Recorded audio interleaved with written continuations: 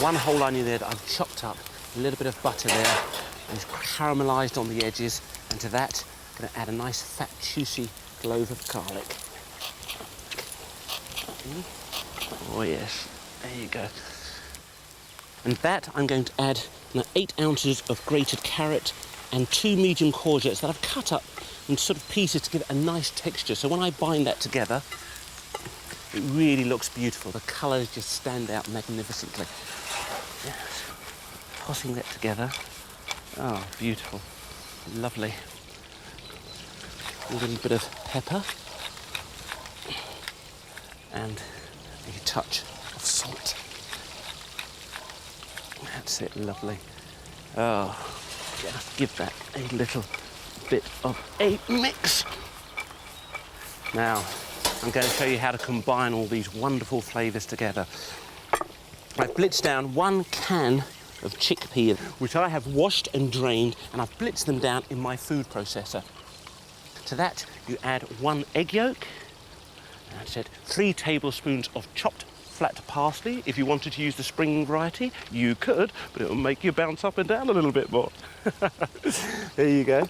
And 2 teaspoons of korma curry paste, which is, in fact, is quite mild. So if you like it a little bit spicy, you can go out and get yourself a nice hot paste and put a couple of teaspoons of that in instead. Left up to you. Oh, I'm so good.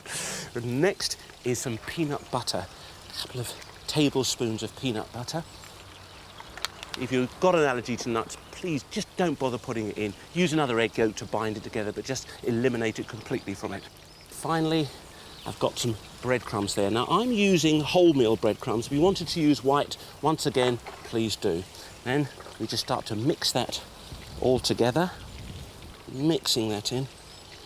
A little bit of pepper in there. That's it. And a touch of salt. That's lovely. That's it. And once again, give that a mix. Oh, lovely. Now, for our vegetables, you can pop those straight in now. You don't want to overcook them. You want to keep them nice and crunchy. Just releasing the flavours there. That's it, lovely. All of that going. And then mix that together. You want to get a lot of air in here this time to cool down those vegetables, because the idea is that you make the burgers with your fingers. Ooh, yes, aids. That's it.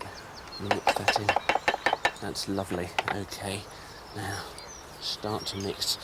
So the best way of describing it is first to pick up a large enough quantity to make something slightly smaller than a tennis ball, and shape it with your hands, and then flatten it and curl it in your palms, all at the same time, until you have the perfect korma courgette chickpea burger.